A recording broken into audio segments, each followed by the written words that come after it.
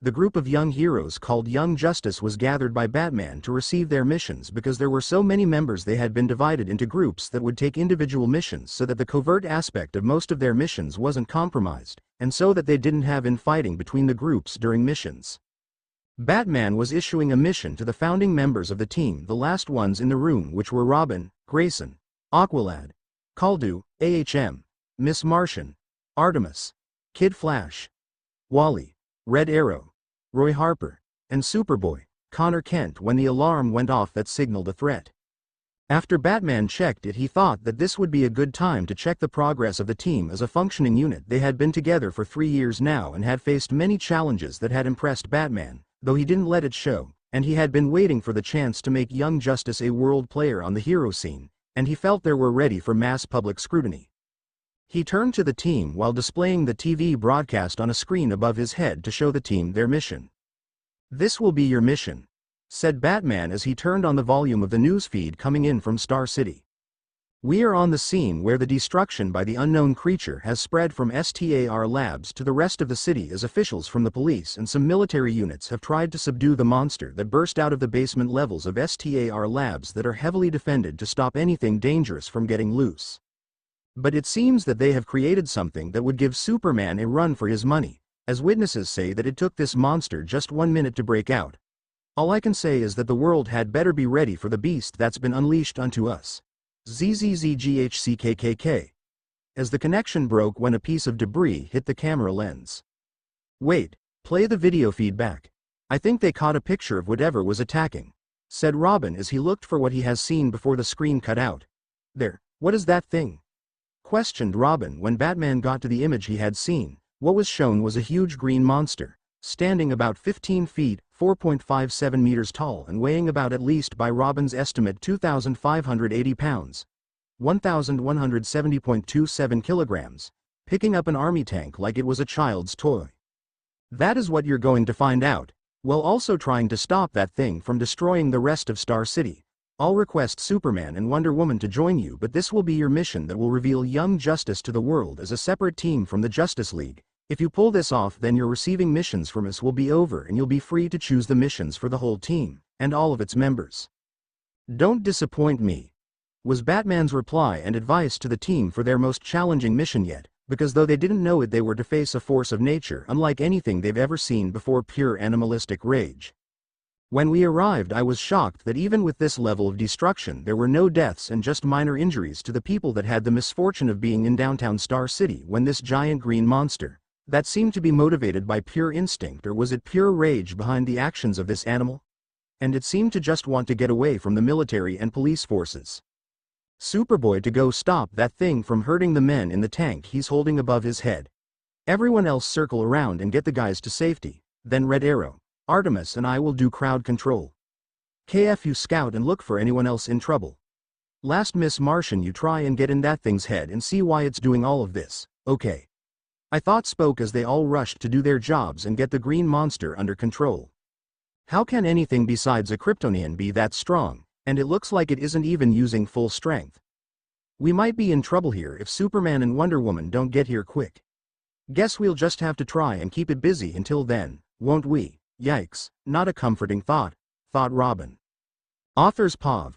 Robin and the others surrounded the thing that kept screaming, "Hulk will smash you AAALLLLLLLL," at the top of its lungs, while Superboy tried his best to hold off the beast, but it was even stronger than he was. And he had almost reached Superman's level of strength and had discovered that he can indeed fly and run at incredible speeds.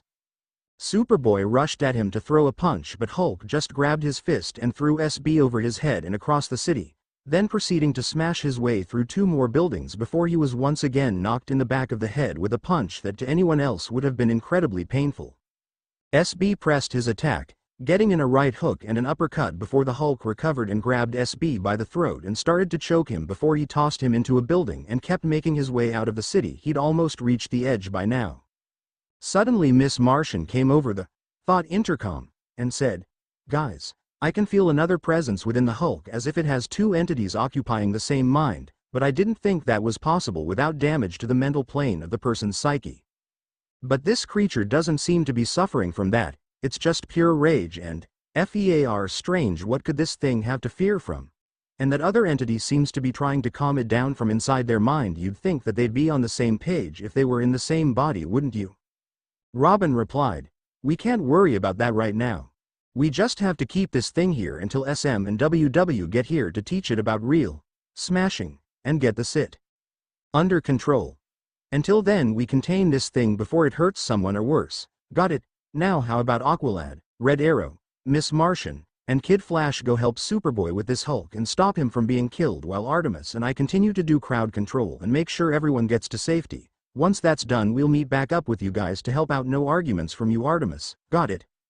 Then Artemis replied, yeah, I gotta keep the civvies safe from the rampaging monster that will probably hurt someone if it's not stopped. So the others went and distracted the Hulk long enough to get SB out of harm's way. Miss Martian was forced back by the sheer force of just a yell from the Hulk, while Ra and Al tried their hand at distracting the Hulk, barely able to dodge his fists and feet from crushing them, while KF got SB out of there into a place where he could try and recover from his near-death experience with the Hulk. While they were doing this, Artemis and Robin got to work making sure that everyone in the area got to safety from the Hulk. Then she and Robin went to help their teammates who weren't faring too well. It didn't seem possible to them, but the Hulk seemed to be getting stronger and stronger the longer they fought it, when Superman and Wonder Woman finally arrived and joined in the fight. Superman first tried to slug it out with the Hulk but soon found himself outmatched in the area of pure strength. Superman discovered this when his and the Hulk's fists collided, and only Superman budged, and by budged I mean sent flying back 120 into a car that instantly exploded by the force of the impact to its fuel lines. While the Hulk roared, no one beats Hulk, Hulk will smash Tiny Blue Man with cape. Seeing that this monster wasn't going to be beaten by being overpowered with strength alone, Superman tried to use his super breath to blow the Hulk over, and maybe if he tried hard enough to freeze him in ice. When that didn't work, he tried his heat vision to try and subdue the beast, but that just seemed to anger the Hulk even more, and the monster just swatted Superman away from him like a rag doll. That's when Wonder Woman, after checking on Young Justice to make sure that they were okay and not too hurt from their fight with the Hulk, to get out of there and form a plan and help her and Superman fight Hulk. When she decided to try her hand at fighting the powerhouse that is the Hulk, with help from Superman, who only took a couple of seconds to recover from what was a weak slap for the Hulk that had sent him flying into a building. But then SM was punched into the same building for a second time. The building was already partially collapsed from the Hulk's rampage through Star City, and SM's body smashing into it caused what was left of it to crumble over him. That left WW and YJ to try and contain that, who has proven so many times in his own reality that he cannot be and will not be contained. Wonder Woman tried her lasso of truth to see if it could hold him. The Hulk just snapped the rope as if it were sewing thread and he were a pair of scissors. And that made her a target, or at least it would have if not for when the Hulk said, "Hulk, no fight, pretty girl. Hulk, leave now." The Hulk, it seemed, had decided it was time to try and see if he could escape from the scene, and he started to jump away, which normally would seem kind of like a kiddie sort of thing to do for someone of his size, until you saw him leap into the air to a height of 570 feet and travel a distance of 3 miles in just one jump. He kept doing that for a couple of hours until he got to the desert and calmed down and shrunk down to a height of 5 feet 10 inches, and a weight of 125 lbs, and lost his green color, as well as having normal human proportions for someone of that size, and he then collapsed into the dirt after walking a couple of miles away from the last crater the Hulk had created when he last landed. This new, weak and defenseless-looking form of the Hulk is what he had first been spawned from Bruce Banner, one of the smartest and most depressed men alive in his reality, a scientist who had become the Hulk through a mistake made by himself. He had built a gamma-ray bomb for the military to use in defense of the USA. Back at Star City, the heroes were still trying to get over the fact that not only had the Hulk refused to fight Wonder Woman, but he had run off. The others kept talking about why it had done that. While Robin tried to get their attention, it wasn't working, so he just yelled, "Guys, listen." When they finally turned to Robin, they saw a concerned look on the boy Wonder's face. "What?" they asked in unison, confused over the look on Robin's face. "I did a scan on that thing while we were fighting it, and it had gamma radiation infused into its DNA, which means that except for the Kryptonians present here, anyone who touched that thing should be checked for radiation poisoning, just to be safe." Robin had spent 3 minutes trying to tell them that just for them to disregard it and respond with a "later." Then Robin started to try and track the Hulk's unique DNA signature to find out if he was close to another town so that they could be on alert for another rampage, or to help with any possible injuries that would happen if that thing targeted a civilian or if a non-powered superhero tried to stop it. That's when he got worried, and said, guys, that thing's DNA signature isn't showing up anywhere in the US, or North America for that matter. It's like it just dropped off the face of the earth. The team looked at him, wondering why he'd want to know where something that could overpower Superman would be. Robin saw their faces and said, that thing could seriously hurt someone. We need to find a way to stop it before it attacks again, and that means we'll have to find out where it went after it fought us first. Duh. With that, the team understood his concern with the whereabouts of something that they didn't want anything to do with, after it had almost killed Superboy, and had dominated Superman too. But they still couldn't understand why it had refused to fight with Wonder Woman when it had easily dealt with most of the YJ, except for the girls who were pushed away just by its yells. Instead of dwelling on it, they decided to go recover from their fight back at Mount Justice and try to come up with a way to fight something stronger than anything any of them have ever faced before, and probably will ever face in their lifetime. A thought that scared all of them except for Superboy, who was thinking of a way to get stronger so that he could stand a chance against that thing the next time they fought. Where or when am I, and why can't I remember how I got here? Thought Bruce Banner, who was very confused at the moment, not having heard of any of the heroes that he had never seen on the TV. He first knew something was wrong when he had seen them on the news fighting something that called itself Blockbuster, that looked very similar to the Hulk, even possessing the Hulk's anger but clearly not his strength. Never before in his life had he heard of them, and he couldn't figure out why based on the talk he heard about in the diner he had been at 2 days ago, when he'd first seen them on the news. They were the biggest heroes around, and none of them were Avengers. And now he was walking along the main highway of the state of Arizona, thinking about his last memories and trying to see if he couldn't think of an answer to his latest question as to where the Hulk had taken this time. He had woken up from his sleep that was caused by the strain on his body from going Hulk, which normally happened at least once or twice a day, but he hadn't hulked out in the last 3 days, including today, something for which he was very grateful. It was then that he noticed an older model car, with a stereotypical hippie paint job, coming up from behind him, so he stuck out his thumb and decided to see if he couldn't catch a ride to the nearest hotel for a bath and a place to sleep. "Hey man, need a ride?" asked the driver, who had stopped 15 feet away from Bruce and who completed the car's appearance by looking like a new age hippie himself. "Yeah, I do, thanks for the help," replied Bruce as he got into the car. "My name's Bruce Banner, by the way." "Nice to meet Chaw, man. The name's Ra's al Ghul," said the friendly stranger as he looked back at the road so he could see where he was driving. "So, did ya hear about that green monster that beat up Superman over in Star City after bustin' out of the basement of our labs a couple of days ago? The thing must really have some power in it to do that to a Kryptonian, don't Chaw think? Oh hey, I almost forgot. Where y'all headed anyways?" "I'm just looking for the nearest motel, or even a homeless shelter, someplace where I can get a nice shower and maybe rest for a couple of days," replied Bruce as he got his shades on that he'd bought at a small roadside gas station. "And to answer your other question, I do think that that thing has tremendous power, but what I'm wondering is, what will it do with that power? Will it be a hero, or will it prove the masses right and become a monster? There are many questions that could be asked about it, but the biggest one is it friend or foe? Mount Justice. Why are we training like this?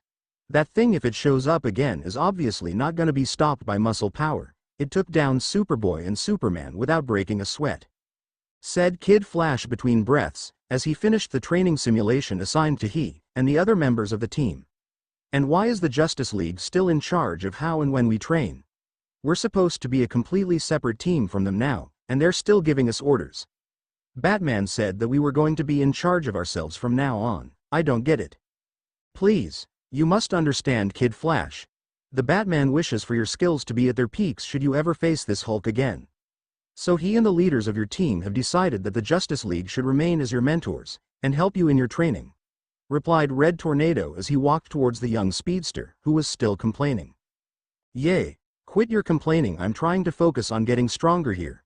That thing swatted me around like I was some sort of plaything for him. That ain't gonna happen again. I'll make sure of it," said Superboy as he went back to his weight training, his embarrassment caused by being so easily defeated by the Hulk having ignited a fire of pride and anger in him to go beyond what he was capable of so far. Sorry. I was just trying to make a point about us not really standing a chance against that thing, cause I may have been watching something different than you guys, but what I saw was that thing getting stronger as the fight went on, which is not what should have happened. Replied Kid Flash, who continued, I mean, it should have been getting worn out if it had been using its full strength. What does that tell you about that thing's power, and who knows what else that thing can do when it puts its mind to it? Okay. I think you need to get whelmed right now or I'm gonna hit you, said Robin as he decided to jump in on the argument and give his opinion on the subject. We don't need complaining, we need a plan, and right now the best one we have is to get better than we were before we fought that thing. So quit complaining, get whelmed, and start focusing on getting as good as you can get it. Ukai, when you put it like that, I'll shut up now, was all KF had to say to the other team members present. Arizona. Thanks for the lift, I really appreciate it and I hope your friend gets better soon, said Bruce as he got out of Ra's car and walked towards the motel he would be staying at for the next couple of days. No problem, and I'm sure he'll get better soon, replied Ra's al Ghul, who thought what was that man really doing walking around in the middle of the Arizona desert? And why wasn't he dehydrated? He may prove useful to the light, and from our conversation on the way here, I feel he may know that green monster personally, all the more reason for the light to obtain his services as soon as we can, even if he doesn't know that he's been acquired. And I'll think about getting in touch with that Luther guy you mentioned, see if he'll hire me as a nuclear engineer, or even a janitor. Can't be too picky in this economy, now can I? Joked Bruce before he entered the motel, and walked up to the front desk. That was nice of him to lend me some money to pay for the room and the food. If only there were more people like that, nice and helpful to those who need it, people that aren't superheroes. I mean, superheroes kinda have to be nice and helpful to those who need it, job description and all that. Joked, thought Bruce as he ordered his room and paid in advance for the nights he'd be there. Your room is number 18 down the hall, and to the left. Thank you for staying with us, said the desk attendant, as she handed him a set of keys for his room. Thanks. 2 days later, I still can't verify which timeline I'm in. I mean, this has to be some sort of future timeline, right? What else explains the different heroes and why no one seems to talk about the Avengers? Said Bruce to himself, as he finished getting his papers he wrote together. He'd been writing out a plan for a nuclear power plant that uses gamma energy, instead of normal nuclear material, and he was preparing to call that Lex Luthor guy that Roz told him about to see if he couldn't get a job at LexCorp.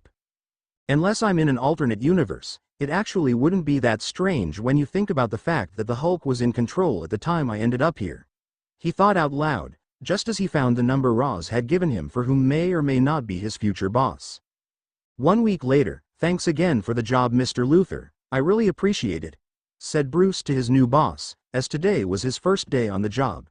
His design for a new low-cost, high-power reactor had been greeted with much skepticism by the board of directors, but Mr. Luthor had vouched for him, and then the board voted unanimously to approve the idea. It was no big deal, Mr. Banner, I just saw a chance to make a profit while also creating inexpensive energy for others.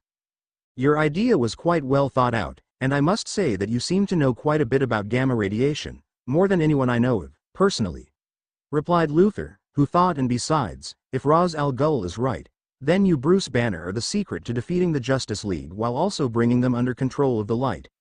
To give you a job is to secure the evolution of mankind at a most convenient rate.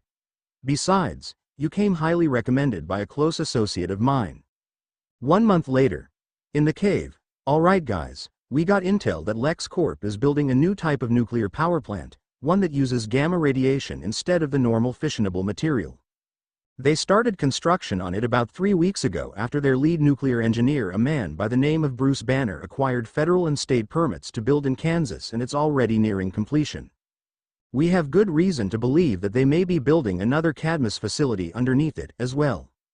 The team's mission is to check it out and report back to the League on their findings, said Robin as the others gathered around him and saw the photo of the plant under construction and the man who brought it about.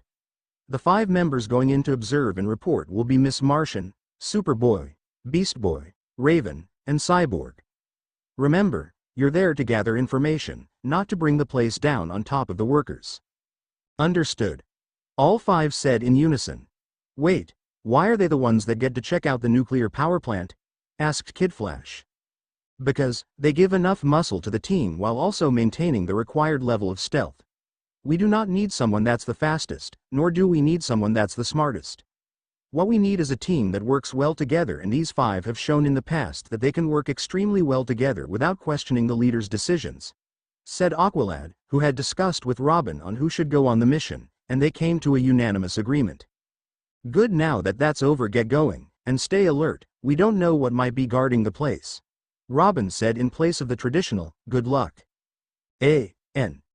Beast Boy looks like his Teen Titans self in here. I think he looked better in the Teen Titans show than he does in the Young Justice show.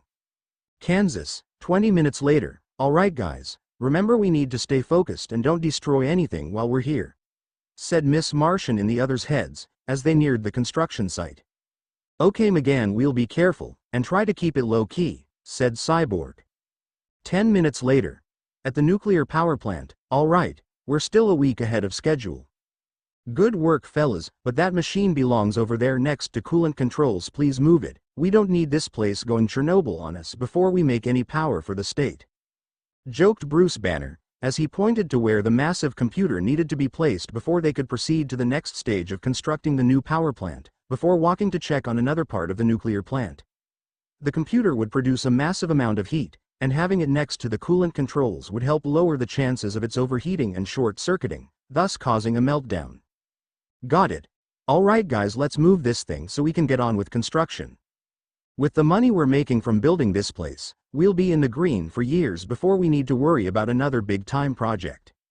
And LexCorp is offering an additional $15.95 million after taxes to the company if we finish ahead of schedule. That'd be the combined amount of our entire profit margin for the next 25 years, maybe more, said the owner of the construction company hired to build the plant. As he got to work helping move the massive computer, even he was willing to work for a bonus of $15 million plus, if he didn't have to worry about how he was going to pay his workers when it was all said and done.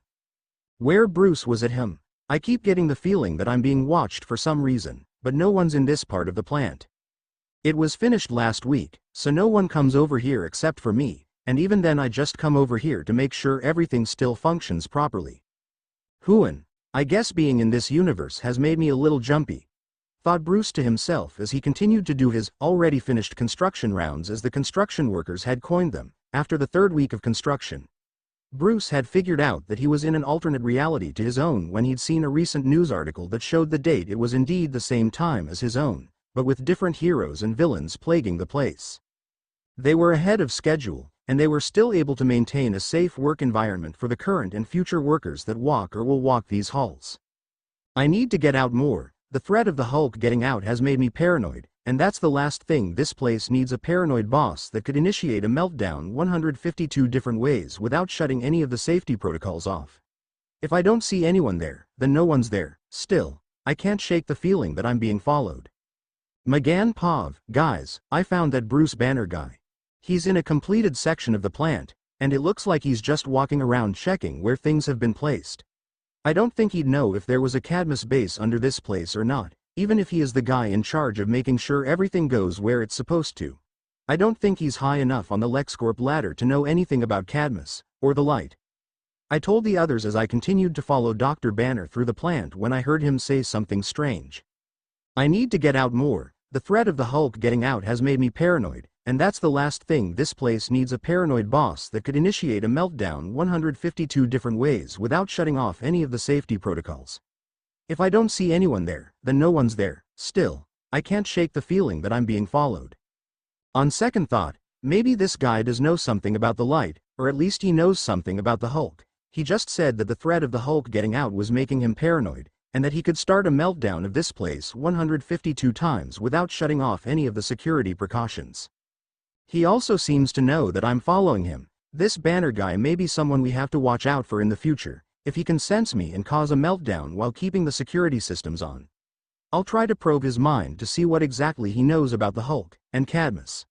I'll get back to you with whatever I find," I said to the others, who were sneaking around trying to find evidence of a Cadmus base being underneath the place. "Got it, we'll contact you if we find anything worth investigating," Sai replied, as he watched some of the construction workers talk amongst themselves. Bruce's Pov, I still get the sense that I'm being followed by someone. Maybe being in another reality to my own has made me delusional. Then again, There were people from my universe that could turn invisible, and luckily I know how to find someone who doesn't want to be seen. I'll give it a minute before I start looking for the evidence that there's someone there, but I don't want to tip them off just yet.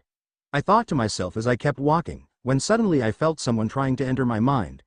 I quickly threw up my mental shields, and turned around like an angry animal that's been cornered. I started to look all around the hallway, trying to spot the key indicator that there was an invisible person there. I checked the walls and the floors but there was nothing, so I decided to check the area in between. Bingo. I thought as I saw it the slight distortion of the air caused by someone being invisible. He pointed right at the distortion and said, "Show yourself. I know you're there. You may be invisible to most people, but I can see the distortion in the air you cause by turning invisible. Show yourself now and tell me why you're following me." It obviously wasn't a bluff, or a request, it was a command by someone who felt that they'd been toyed with enough in their life. McGann felt like a kid who'd been caught with their hand in the cookie jar. First this guy blocks her from reading his mind, then he points right at her before saying that he'd spotted her. Now he's commanding her to tell him why. Guys, bad news. This guy knows how to spot people when they're invisible. I know because he just told me so, while pointing right at me. He wants to know why I'm following him. Oh, and he blocked me from reading his mind. So I guess if I want to get anything from him I'm going to have to show myself. And everything about this mission was going so well up to this point. Said to the others, as she showed herself to Bruce, while setting herself on the floor. "See, not so hard is it? Now why were you spying on me?" Bruce said before getting a good look at her. "Hey, you're a Martian. Like that Martian Manhunter guy, aren't you? Why are you here?" he asked with emphasis on the you. Hi, I'm Miss Martian, Martian Manhunter's niece. I was following you because, well, because I thought that you might be working for the Light, or Cadmus. I thought that I was on the right track when I heard you mention the Hulk. I guess that it was a mistake on my part, sorry." Said, not making eye contact, being too embarrassed to look up from her feet. "Wait, you heard me mention the Hulk? Please don't tell anyone that I know about the Hulk. I can't be hunted again, I can't, it would just bring out the Hulk, and then the whole world would be in danger. As long as I'm calm the Hulk can't hurt anyone, but if I'm hunted again, then the Hulk would be released," Bruce said, trying to keep himself calm, so as not to waken the slumbering jade giant. What do you mean as long as you're calm the Hulk can't hurt anyone? What do you have to do with the Hulk hurting anyone?" Asked, thinking that she'd finally found some answers to her questions. "Because, when I get angry, when I lose control, I become the Hulk," Bruce said, hesitantly. To Miss M it seemed that he was trying to find a way out of telling her what his connection to the Hulk was, and it seemed that he'd found no way out, because the tears he was shedding were real. You're the Hulk. How's that possible?" Asked, trying to find out what he'd done to himself that could cause him to become what KF called, pure, unrestrained, power. "It all started in my universe. I was brought in by the United States military, to create the most powerful weapon the world had ever seen, the gamma bomb. I developed a way to harness the power of the largest explosion in the universe, as a weapon for war. When we were done building the prototype, we initiated a test of the bomb, when I noticed that a teenager had snuck onto the testing site. I rushed from the bunker trying to get to the kid in time. I barely managed to throw him into a ditch when the bomb went off. I later found out that the kid's name was Rick Jones and that he'd been dared to sneak onto the base by a couple of idiotic teenagers. Anyway, when the bomb went off I was bathed in gamma rays. Any normal human would have been fried into a crispy piece of charcoal, but I later found I had a mutated genetic marker that allowed me to survive the gamma rays. Very few people have this marker, and I was lucky enough to be one of them. Or so I thought at the time. About 2 weeks after the test, one of the soldiers on the base started to harass me about being a freak. I got angry, and then I hulked out for the first time in my life. The gamma rays had amplified my fight or flight response, making so that whenever I got angry, I transform into a being that the angrier he gets the stronger he gets, and I have since found that there is no end to his rage. The Hulk is power personified. He's never been outmatched in a challenge of strength, and lately, it seems that he's getting even more powerful.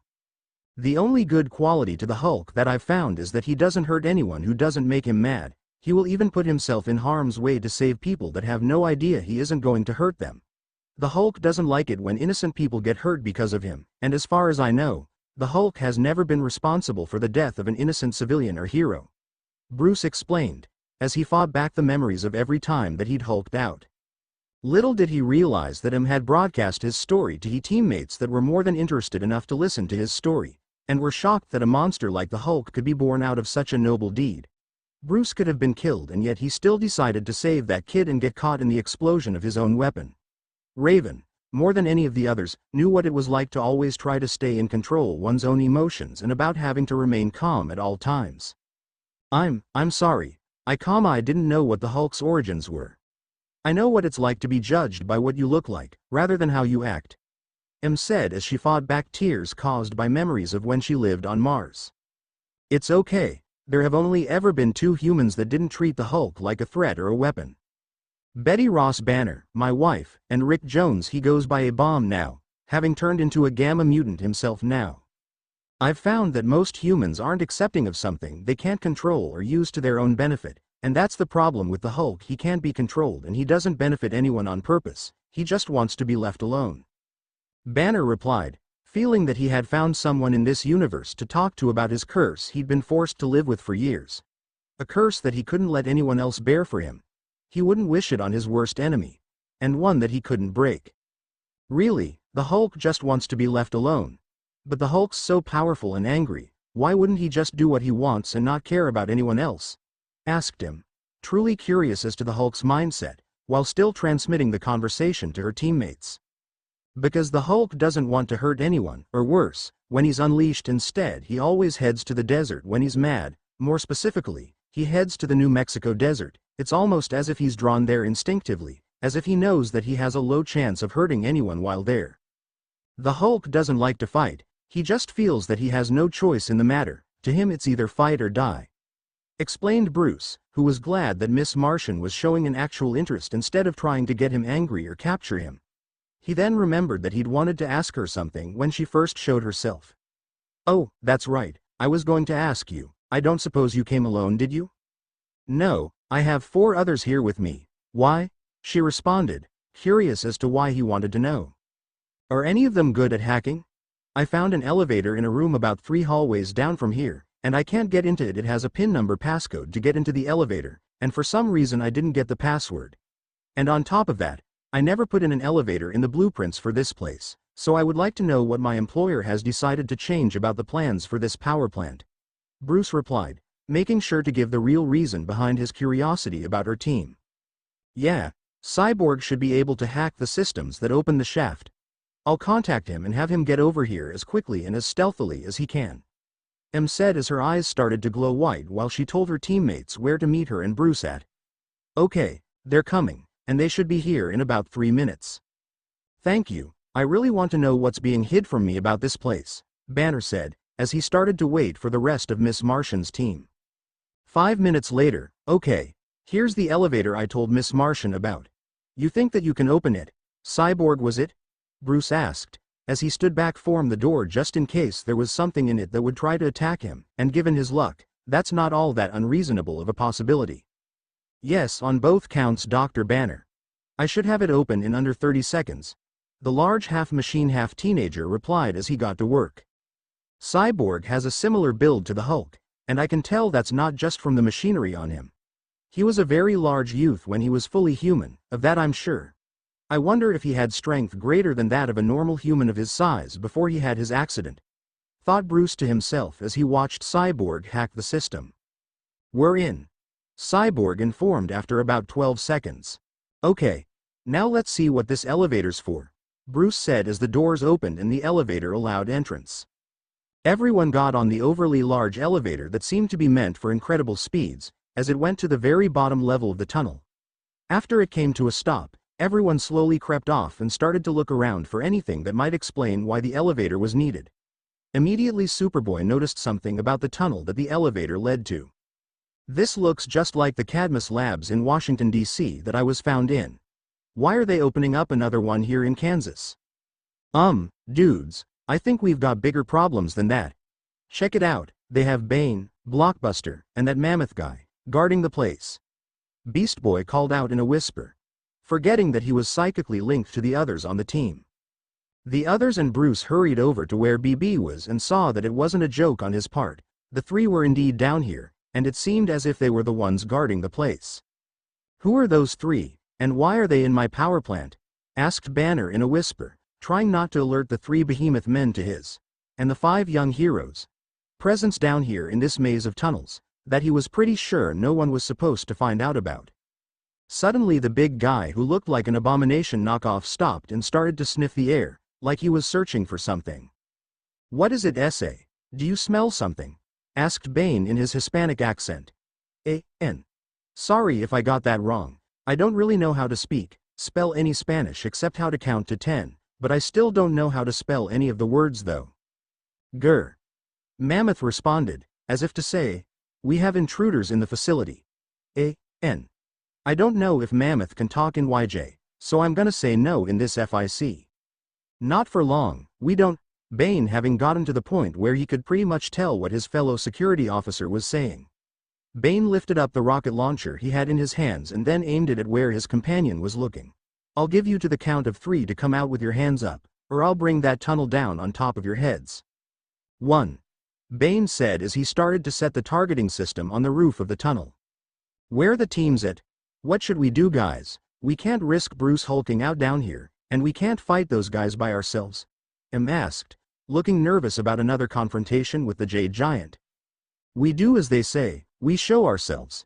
If they want to fight, there's not much we can do about it, we'll just have to hope that I don't get involved in any way." Bruce replied him, having brought him into their little mind session so that he could give his opinion on the matter. He did obviously not like what he saw as the only option available to them. "Okay. So basically our only option is to reveal ourselves and hope they don't do anything to make Bruce mad and turn into the Jolly Green Giant," joked BB, who was trying to lighten the seriousness of the situation. "Yo, Grass Stain, can't you be serious for one moment? We're talking about the possibility of Banner turning into something that swatted down Superboy and Superman. This is a very dangerous situation, and you decide to make a joke." Cyborg chastised BB for his bad joke at a time like this. "Sorry, just trying to lighten the mood, you guys know how I get when my life's threatened," apologized BB, who was already feeling guilty about making fun of Bruce's condition, just to lighten the mood, as he put it. 2. They heard Bane as he continued to count off, so Bruce decided to make the decision for the young heroes, who probably weren't going to decide until it was too late. "Wait, okay, you win. My name's Bruce Banner, and I'm the one who developed the plans for the gamma reactor that's above us. I found an express elevator that wasn't supposed to be here and decided to see what was going on. When I saw you 3, no offense, but you guys don't exactly scream friendlies when it comes to looks. Hugh MF, you got a lot of guts talking to us like that. Maybe we should kill you anyways. That way you can't tell anyone what's down here," Bane said, as he and his 2 partners began to advance on the small man with murder in their eyes. "I don't think that would be the best course of action for you to take. You see, that would make me angry, and you wouldn't like me when I'm angry, trust me," Bruce responded, no sign of fear in his eyes, all the while yelling at the young heroes to get out of what he called the blast radius, before the 3 idiots in front of him make him hulk out for the first time since coming to this reality. "Ooh, I'm so scared. Maybe we should, as he says, guys. We wouldn't want him to bore us to death now, would we? Ha ha ha ha ha," joked Bane before he and the other 2 started laughing at what they thought was Banner trying to play tough. They calmed down before Mammoth reached Banner and threw him through one of the walls to corridor. "Ha, so much for your big talk." Bane trailed off as Banner emerged from the hole, though he looked slightly different. Banner's shirt was now little more than a rag, as he suddenly sported quite an impressive mass of muscles on his upper torso. Bruce's shoes had somehow gone missing from his suddenly larger than normal for someone of his size, which seemed to be increasing by the second. Bruce now had a gray tint to his skin and was at least 6 inches taller than before, with at least another 350 pounds of muscle added to his body. Banner's eyes had taken on a metallic gray color and seemed to glow as he continued to grow and change. Finally, when Bruce had stopped growing and changing, standing there was a giant gray muscle-bound behemoth at least 10 feet tall with 6.5-foot wide shoulders, and who was definitely well over the 1,000-pound marker in terms of muscle mass. "So, I guess it's my turn to play with the idiots. Good, I've been wanting to get out and stretch my legs for a while now." The giant gray Banner spoke, before looking at Blockbuster, Mammoth, and Bane and chuckling to himself. "What the heck? What happened to you, Pipsqueak, Bane demanded, not knowing who he was talking to beforehand. I think you have me confused with that shorty, Banner. My name's Joe Fixit, just call me Mr. Fixit. I'm just one of the Hulks that's locked away inside Bruce. Fixit explained, smiling at the reactions of the three he was facing when they heard that not only was there more than one Hulk, but they had the misfortune of facing one of them. Now then, what do you say? We get this show on the road and start the biggest beatdown you three will experience for a long time. It wasn't really a question, more like a statement of intent that had the other three muscle-bound giants seeing red at being dismissed so easily as weaklings by the granite giant. Bane launched a rocket at the Hulk, who just twisted to the side before grabbing it and throwing it back at his three foes. They quickly jumped out of the way of the rocket, and then charged the Grey Hulk, who was waiting patiently for them to reach him. Bane reached Fixit first, and was instantly sent flying back by Fixit's fist slamming into his face. Mr. Fixit then grabbed Blockbuster, who'd been trying to sneak up on him from behind, and threw him at Mammoth, who had been charging him from the right, and sent both of them slamming into the wall of rock behind them, cratering the rock from the force of the impact. Come on ladies, this can't be all you've got in you, or did the reputation of the Hulk precede me even here? Mr. Fixit asked rhetorically, chuckling to himself after he was done with his taunt. No one calls me a senora and gets away with it, got that Cantamañanas? Bane informed, before him and the other two heavy hitters rushed Fixit, making sure that they'd reach him at the same time so that he couldn't just toss them into each other like ragdolls. The moment they reached Joe Fixit, they started swinging their fists trying to pound the granite giant into the ground before he could recover from their simultaneous attacks, sadly. This was not to be, as, during the beating, he grabbed Mammoth's fist and started to use the large man as a baseball bat, swinging him around and hitting Blockbuster and Bane as hard as he could, which, with him being a Hulk, was quite the amount of force, before he sent Mammoth flying at the wall once more, this time slamming into both Bane and Blockbuster, who'd been slammed into the wall by Joe Fixit while he was using Mammoth as his own personal police baton. Fixit smirked as he watched them pick themselves up off of the floor, before giving them a serious chance to back down from this fight. You know, if this keeps up, you're not going to be able to stand for a while, let alone walk, jog, run, or even fight. I'm sure you don't want that. So why don't we all go our separate ways and forget any of this ever happened? What do you say? He got his answer when Bane ripped a large crystal from the wall and threw it at him like an Olympic javelin thrower. Joe just caught and started wielding the crystal like a gangbanger with a baseball bat, striking the other three walking walls of muscle as if they were baseballs being pitched to him by an MLB pitcher. Come on ladies, surely you can do better than this. I have yet to break a sweat. It wasn't a complete lie. His forehead was starting to get damp, but he wasn't actually sweating yet. Mammoth and Blockbuster both released deep, primal growls as they recognized what Mr. Fixit was implying, that they weren't even challenging him, so they decided to do what they should have done from the beginning, and give it their all, as did Bane, who increased the amount of venom he had coursing through his system, thus gaining even more strength. The three charged at the granite giant, and proceeded to launch every physical strike they could think, which in the cases of Mammoth and Blockbuster, weren't that many just powerful upon Fixit's person. Having reached him at the same time, when he grabbed Bane the other two hit him as hard as they could, causing him to let go of Bane to try and put up a guard and counterattack. As they kept up their attack, Fixit was starting to get angry himself, even starting to gain a greenish tint to his skin, until he finally threw them off of him all at once, and ran at speeds that shocked everyone present and grabbed Mammoth and Blockbuster before smashing them into Bane, and then he kept smashing them into the smaller and weaker of Fixit's adversaries, until Bane fell unconscious to the ground. Fixit then smashed Mammoth's and Blockbuster's heads together as hard as he could, knocking them out as well. Next time take my advice, and leave before you get taught lesson number 1 of Joe Fixit's House of Pain. Don't fight a Hulk, ever. With that he walked over to where the others were hiding, and took one look at them, before asking, "You friends of Banner?" More like acquaintances really. Cyborg replied honestly, not wanting to get on the bad side of a Hulk after seeing what happened to Bane, Blockbuster, and Mammoth. And this guy claimed to be the weakest of the Hulks. Close enough for me. Fixit replied, before moving towards the elevator and said as an afterthought, "Do whatever investigating you need to do, and then you're free to leave.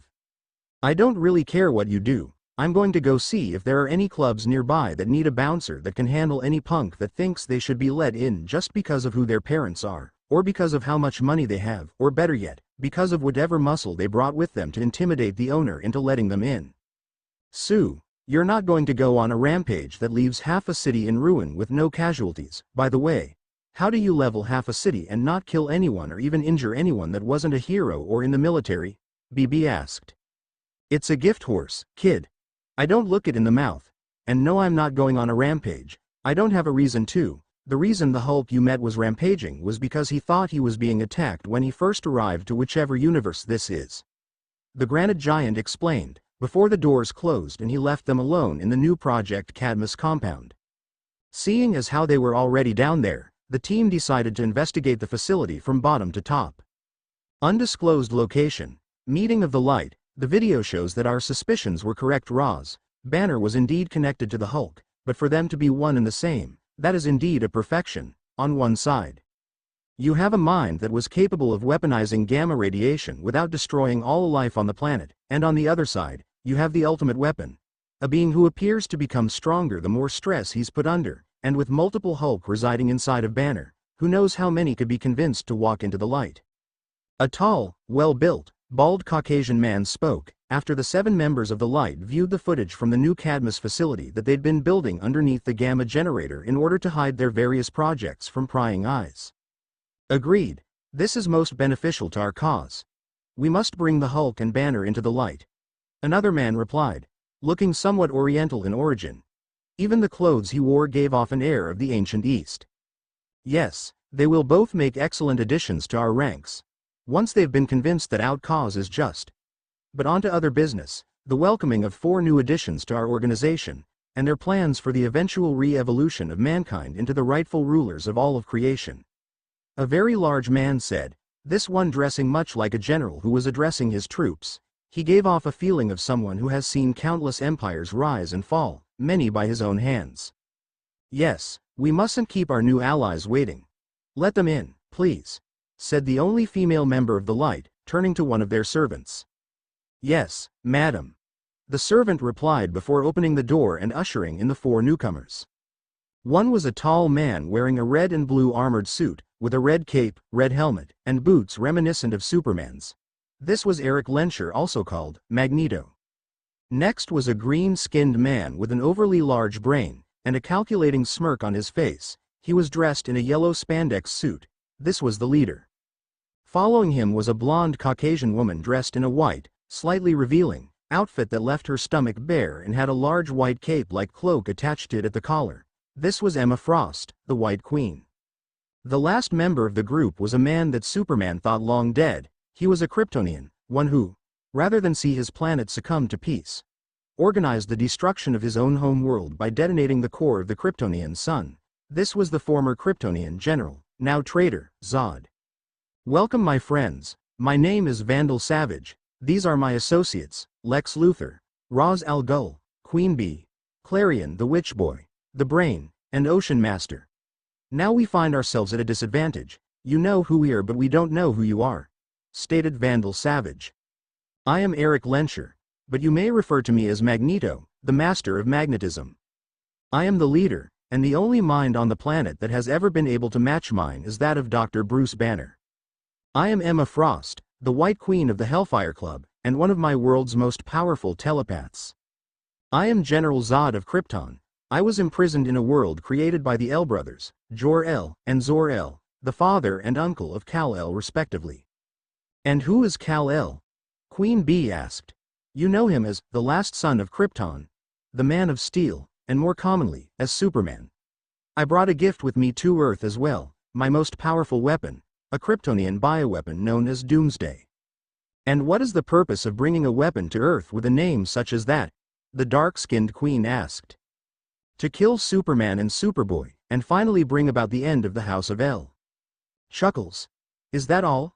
I'll have you know that we've already tried to kill Superman on many occasions, and all of them have failed. Lex Luthor informed the man. Yes, but you never had a weapon designed to be the ultimate life form and impossible to kill the same way twice. Twice? Vandal asked. Yes, Doomsday can be killed, but only temporarily. It is impossible to keep dead. I like how this guy thinks, so if we unleash this Doomsday, will it cause lots of chaos? Clarion asked, becoming almost like a kid in a candy store. Yes, chaos and destruction will reign once Doomsday is unleashed upon any target. I say we use it, Clarion said, looking like he was high on the Joker's special brand of laughing gas. Agreed. There is a particular person we wish to see fight your Doomsday weapon, and the destruction of Metropolis should be an easy way to flush the beast out of hiding. Before you unleash a being whose name is literally the end of the world, why don't I send one of my associates after whoever it is you're looking for? The leader offered, trying to avoid the use of something they might not be able to control. Who did you have in mind, and will he be able to fight the Hulk on even grounds? Did you say, Hulk? Oh, now I know my associate will want this job. Abomination and the Hulk are each other's punching bags. The leader responded. He, Magneto, and Emma Frost all knew of the Hulk due to each having faced him at some point or another, with Emma having had the best luck of the three. You know of Le Hulk? The brain said in his computerized French accent. Of course we know of that green monster. He and us are from the same version of the Earth, one where the evolution of mankind has already begun. I and Emma are both mutants, scientific classification Homo superior. We are then next stage in human evolution, having been granted our powers by the mutant X gene. Magneto responded, informing the light about what is occurring in his world. Oh, you are the next stage in human evolution, are you? That's funny, you don't seem all that strong. Queen Bee informed him, trying to see how strong he really was. Oh, you wish for a demonstration, fine. Magneto responded, before lifting Ocean Master out of his chair with a gesture of his hand. That's a lot of metal you have on you, and in you. The light did not fail to notice the pained look on Ocean Master's face. It looked like he was literally about to explode. Maybe you should have less iron in your diet, Magneto simply stated, before dropping the man to the ground, having never even touched him physically. Clear's throat. Yes, well, now that the size comparison is over, why don't you introduce us to this abomination? Was it? Lex asked the leader. Gladly, Abomination, please come in here, our new allies would like to meet you. The leader called out of the room, followed immediately by the ground trembling, as if a small earthquake was taking place in their location. After about 20 seconds of this, a large man entered the room. Thankfully they had large doors and tall ceilings, because this man, who looked like a cross between a fish reptile and man, was at least 12 feet 6 with at least 7 foot wide shoulders. Picture Abomination from Avengers. Earth's mightiest heroes, only taller, and a very angry look on his face. What do you want now, Poindexter? Nice to see that you're still as irritable as ever, Abomination.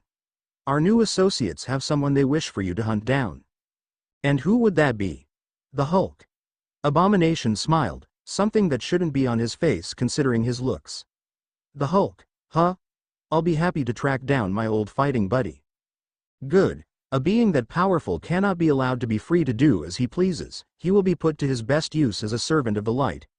Vandal Savage told the large-scaled man. Sure, whatever you say, I'm going to go Hulk hunting. If you have anyone with telepathic powers, I'll be taking them with me. Better safe, rather than sorry, Abomination said, before leaving the room. Soon, with the power of the Hulk under our control, the entire universe will come into the light, Ocean Master said. Mr. Fixit was standing in front of a high-class nightclub, doing his job as the bouncer for the joint. He didn't bother to remember the name. When someone walked up he knew shouldn't be walking around without bodyguards. Bruce Wayne, one of the richest men in this world and the richest man in Gotham. Name. Fixit said, stopping Bruce and his date, a woman named Selina Kyle, before they entered the club. Oh, right. It should be under Wayne, Bruce said, taking in the sheer size of the man in front of him, a man who looked a little like Solomon Grundy, the super-strong zombie that only ever wanted to be left alone. I haven't seen you here before, what's your name? Joe Fixit.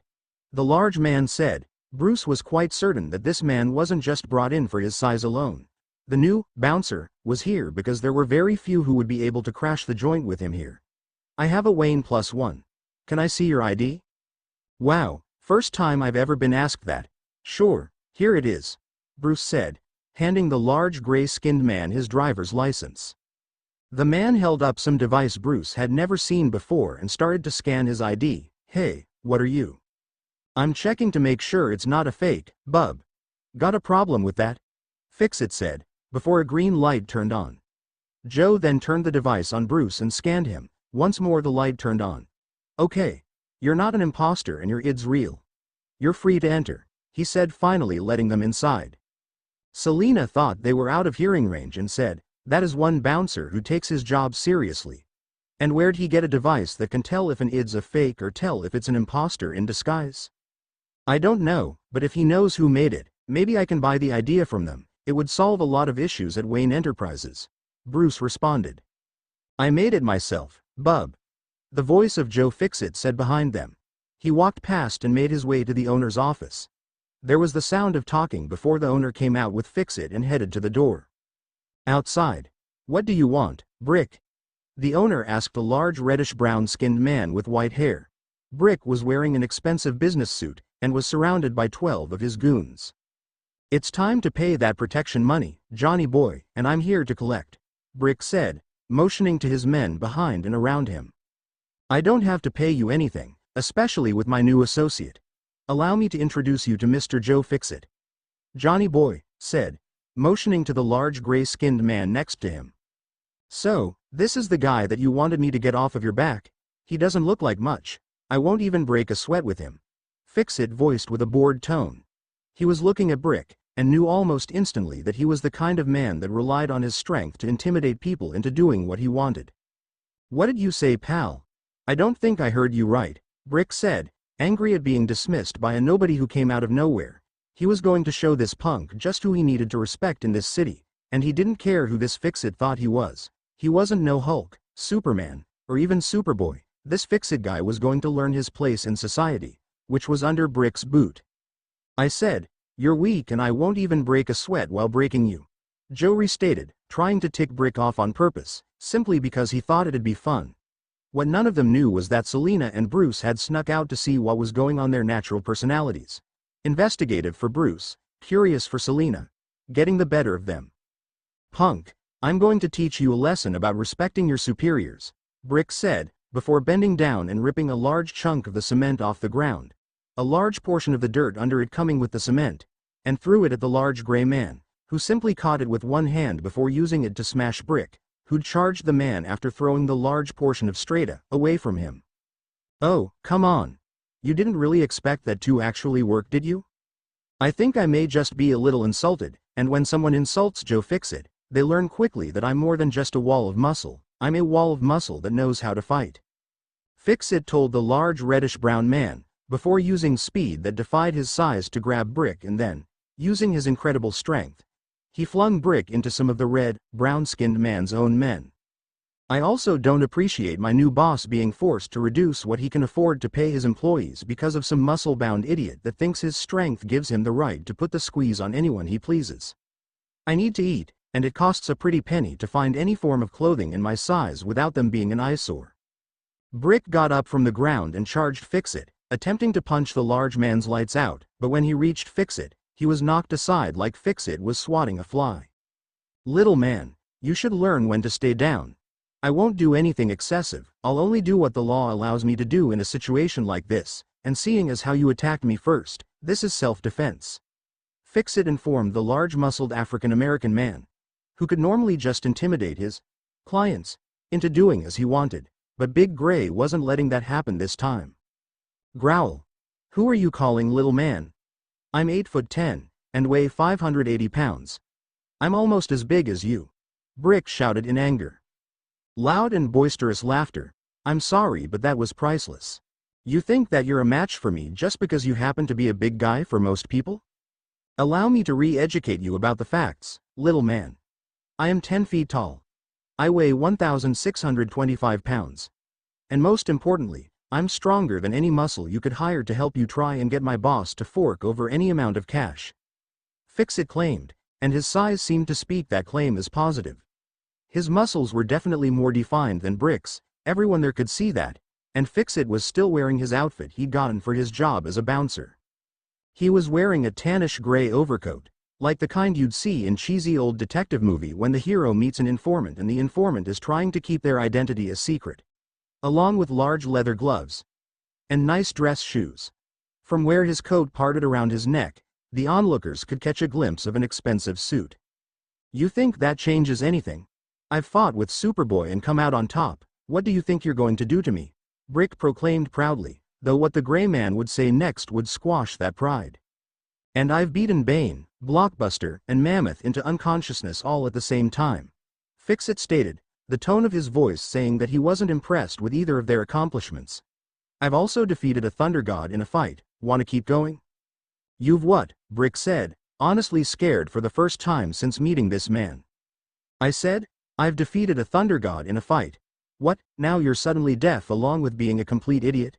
It was a rhetorical question that wasn't meant to be answered. Why, you've beaten Zeus. Brick was sure he'd hear the man right this time around. No, Thor. The Greek gods aren't the only ones out there. And if you want to bring the Greek gods into this, then I've defeated Thor, the prince of Asgard, I've beaten Ares, the Greek god of war, and I've beaten an Egyptian god, Anubis I think, though to be fair to them, they were expecting me to be green not gray. My green half, on the other hand, well, he's went to Asgard and laid all of their warriors low. In other words, my green half has defeated an army of gods. Fix-It said, alerting them to the fact that he has family stronger than he was, or, at least, that's what they thought he meant, with the exception of Bruce, who'd taken one good look at Fix-It and knew he was the Grey Hulk that Miss Martian, Beast Boy, Cyborg, Superboy, and Raven had described to him after their mission to the nuclear power plant that was now operational. Brick was close to wetting himself, but because all of his men were here, he couldn't be seen as a coward, so he ran at Fix-It, who just stood there, and launched 5 punches into Fix-It's torso before delivering what should have been a devastating uppercut, but didn't even budge Fix-It's head a little. My turn. Fix-It said, before striking Brick in the face with a massive gray fist, sending him flying over his car and crashing into the street, unconscious. I suggest you take your boss and leave, unless you want trouble.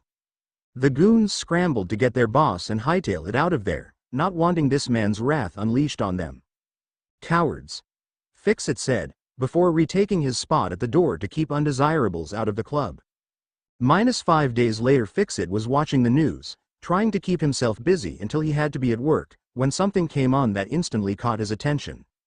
It seems as though the green monster that attacked Star City last December had a friend.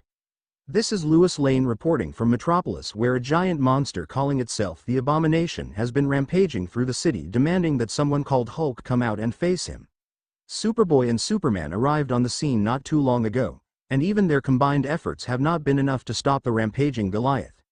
If Hulk is listening to this, then I beg you, please, come help us.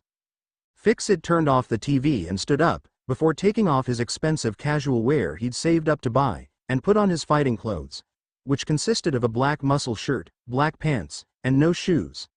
Miss Lois Lane, you've got yourself a deal. Just before he left, he called his boss to tell him that he wouldn't be in tonight, or ever again for that matter. Fix-It had a feeling he'd be spending a lot of time with this Justice League he's heard so much about, especially that Batman guy. With that, Fix-It jumped through his ceiling, not caring about the damages. He wouldn't be staying there anymore anyways. Metropolis. 2 minutes later, Superman and his son, Superboy, weren't having much luck with this Abomination guy. He seemed to be almost as strong as the Hulk was, and the Jade Giant had almost killed both of them the first time they'd faced him. I don't want you weaklings, I want the Hulk. Give what I want, now, Abomination yelled, the now sounding almost like a roar. There was suddenly a large crashing sound behind them, cratering the street a little. You know what they say, Abomination, patience is a virtue. A voice said from the dust cloud, before Joe Fix-It stepped out. And I may not be green right now, but I'm still one of the Incredible Hulks. Finally, I was beginning to think you'd never show yourself. I believe our last fight with one of your green counterparts was cut short. Let's correct that mistake, shall we? Abomination said before charging Fix-It and punching him, sending him flying backwards 2 city blocks before landing in a tumble on the ground and rolling another half a block before finally stopping, incidentally, in front of Lois Lane. I got your message, Miss Lane. Now you might want to get out of here before my ugly friend decides to use you as a bargaining chip to get me to give up. Fix-It said, before getting up and running at Abomination with speed that belied his size. He knocked Abomination upside the head with a massive gray fist that sent the large, green-scaled monstrosity flying just as far as Abomination had done to Fix-It just seconds earlier, Only Fixit didn't give him time to relax and catch his breath, and kept on attacking him. Abomination got up, only to be shoulder rushed by Fixit into a wall where he immediately started to deliver punishing blows to the larger man's torso and face. He was using knees to the groin to keep Abomination from recovering, while he made sure to target the kidneys when he struck below the chest with his fists. He then did something that was reminiscent of the Savage Hulk, and head-butted Abomination before grabbing the larger man and, after spinning for momentum, threw the man down 10 city blocks, before Abomination's form started to carve up a trench in the pavement.